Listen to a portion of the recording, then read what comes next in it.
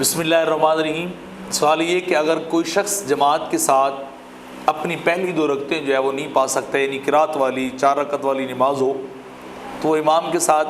ان کے ساتھ شامل نہیں اور آخر والی 2 رکعت میں شامل ہوا ہے، تو جب امام صاحب سلام پھیریں گے تو جو مقتدی بعد میں شامل ہونے والا ہے وہ اپنی جب بقیہ رکعات کو ادا کرے گا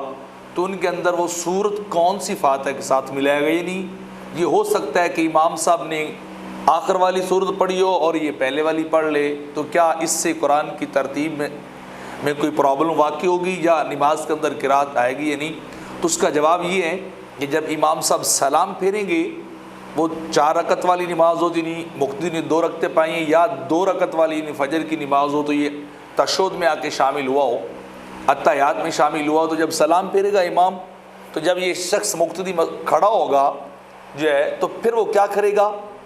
وہ اپنی ثنا سے اپنی اس پہلی رکعت کو شروع کرے گا، فاتحہ پڑھے گا اور کوئی سی بھی سورت جو اسے یاد ہے وہ ملا لے گا۔ مطلب یہ ہے کہ ہو سکتا ہے امام صاحب نے قل اعوذ برب الناس پڑھی ہو، قل اعوذ برب الفلق اس طرح کر کے پڑھی ہو اپنی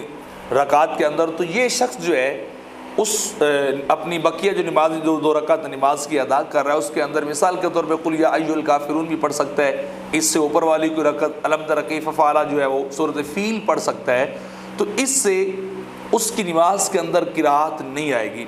اس طرح وہ دوسری رکعت کے اندر بھی جو سورت اسے یاد ہو وہ امام صاحب کی ترتیب کے موافق ہو یا مخالف ہو، وہ جیسے بھی چاہے وہ اس طرح اس کو اجازت ہے کہ وہ شخص جو ہے وہ اپنی نماز کو پورا کرے گا، صورت جو جون سی بھی چاہے گا ملائے گا۔ امام صاحب کے ساتھ جب اتحیات بیٹھے گا تو اس کے لیے صرف عبد و رسول تک یعنی صرف تشہد پڑھنا ہے اور وہاں پڑھ کر وہ خاموش ہوگا، امام صاحب درود شریف اور دعا پڑھ کے سلام پھیریں گے اور یہ جس طرح چاہے اس طرح اپنی نماز کو پڑھ سکتا ہے۔